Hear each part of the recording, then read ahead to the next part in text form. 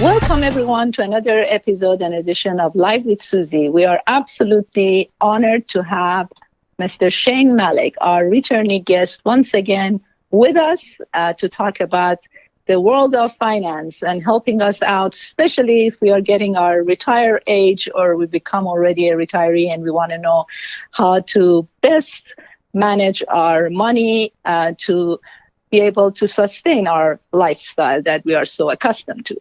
On that note, we would introduce you to Shane Malek, which doesn't really need much of an introduction. He's been a guest many times before on our show.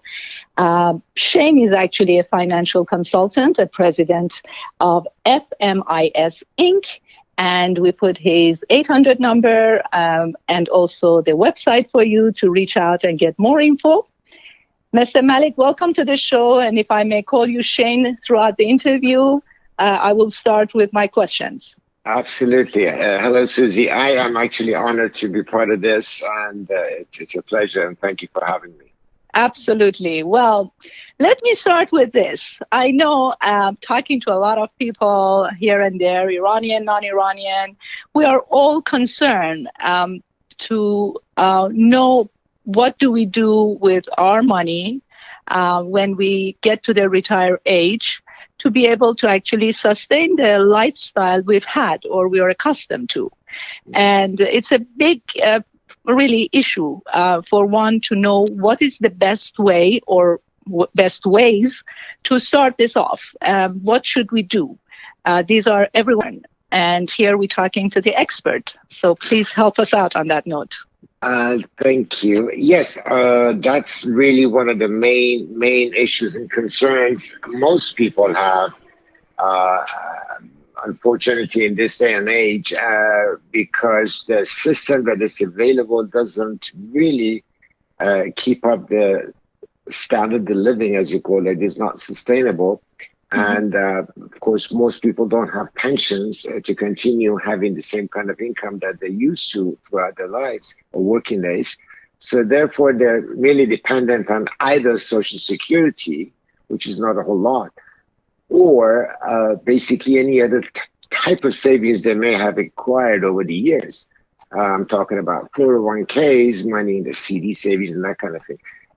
But having said that, it's not that easy to sort of have enough money to be able to live for another 20 or so, 25 years at the age of retirement. So it's very difficult. So people, in most cases, I see people either have to go back to some kind of a part-time job after they retire or, reduce their standard of living simply because they can't keep up with the cost of living adjustment and the inflation and all that. So it's very difficult.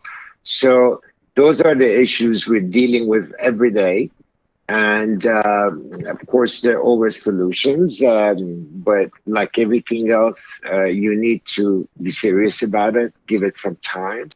And it has to be tailored to each person's needs. And every person's needs is different. So it's a tricky situation, but it's doable, manageable. Unfortunately, most people, like we all, procrastinate in our lives about everything. We leave it to the very last minute, and then we want to sort of jam up in the last 5-10 years and do whatever we need to do that we should have done in the last 20-30 years.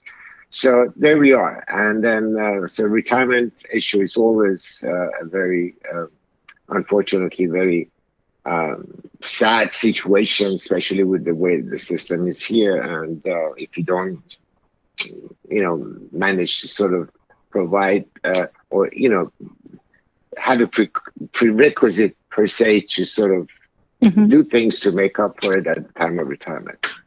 Absolutely. Okay. Now, what I understood from what you told us or give us a great advice is that we shouldn't really procrastinate and wait till the last minute, till it's time really to retire and then start worrying about it. We should do things and plan ahead. Correct. Am I right? Yes, I'm sorry. Absolutely correct. I'm sorry you didn't mean to interrupt your question. Yes, correct. Absolutely. See, most people that work out there and in big corporation situations, many people do, you have the option of contributing to your 401ks and saving IRAs and savings and all that. And so you have to have done something to be able to, like I said, to, keep the lifestyle that you were planning to have. So, but what happens after retirement, unfortunately, you realize that the cost of living, the inflation, all of that will consume all of those stuff that you saved. And, so it lasts for a very short period of time, 5-10 years. So what would you do afterwards? So what we do, one of the things that I, have seminars on prior to this pandemic situation was exactly on that. I remember I've been to your seminars and yes, it was very informative indeed. Thank you. I was fortunate enough to have you there one evening. That's true. It was my pleasure. Well, I must here, put this to people's attention that you've had many years of experience, almost 37 years, if I may say so. And you've had more than about 3,000 clients that you have dealt with throughout these many years. And so that's a great knowledge that you have, I'm sure, gathered by now. And for you would be 1, 2, 3 to help us out for our retirement age and how to save money to be able to sustain the lifestyle we would like to have or are comfortable with. People who have savings or CDs, you, I'm sure, have other plans or products that maybe get better out of it than regular CDs and savings, which doesn't give you much nowadays. And then maybe they can reach out to you and you can help them out as well. Correct? Absolutely. Let me explain it in a short way possible, as precise as possible. Correct. Yes, you have. Let's see. We're going to be talking about that are 50 and over or 55 and over, because this is really addressed towards people that have saved some money somewhere, either in the form of a 401k IRA or savings or CDs. So generally, like you said, CDs and saving plans don't pay a whole lot. And then unfortunately, taxes eat up about 1/3 of that. So it's very hard to accumulate that kind of money. And then again, to put it in this, to sort of save the kind of a money that you'd like to accumulate over the years, in that sort of environment doesn't really work a lot, because one, like I said, taxes. Number two, it's the discipline of having that money invested every month or saved up every month. People generally don't do it. And then most people also find a way to spend the kind of a money they've saved up for a year or two. And that's the nature of human being. Everybody does that. Right.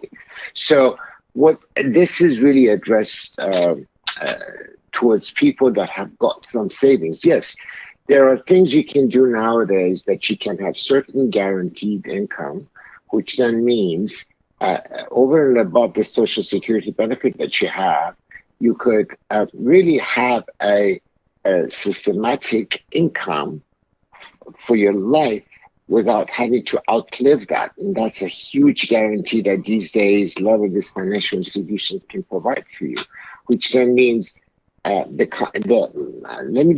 throw some numbers. If you have $100,000 in a bank, the $100,000 with your lifestyle may not last as long as you would like it to be.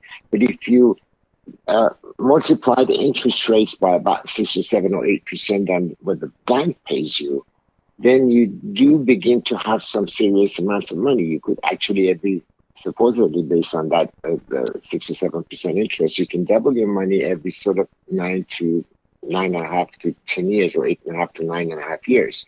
So therefore, it allows you to prolong your expenditure based on the amount that you've kind of planned, and based on that, obviously, we look at your situation, your expenditures, your savings, your lifestyle, all of that, which you really are interested, and literally can be guaranteed so that you can never outlive your retirement savings. And this is it's huge because, again, if you look at the point 1, point 5, for, I don't know, some banks pay 1.5%, 1%, depending on the period that you're saving the money for. But it's still not going to sustain that kind of lifestyle. So yes, true, you could do so. And that applies to your 401ks, that applies to your retirement money elsewhere, such as IRAs and, other kind of tax deferred programs that you may have. Mm-hmm. And but then I have to also emphasize, it doesn't suit everybody the same way. Everybody's different, so we have to know what you need. Because everybody's lifestyle and everybody's savings and everything is different. We're not all Correct. the same. Also, which is the beauty of coming to someone like you, because then you cater towards that particular person. It's like a couture idea of doing it for that particular person with their needs and their lifestyle, et cetera, et cetera. Now, on that note, we're coming to the end of our session for this segment, but I want to tell people that we have the pleasure of having Shahed Malek with the world of knowledge regarding finance, that we will have continuous conversation in the near future. So if in the meantime you have questions, concerns, please do go check out his website, www.fmisinc.com. We put it down where you see the interview as well as his 800 number. You can check it out, and also stay tuned for more interviews. And thanks again, Mr. Malek, for talking to us and giving us great tips on the finance. Thank you, Suzi. It was a pleasure. I truly enjoyed this. Thank you. Pleasure was ours. Thank you.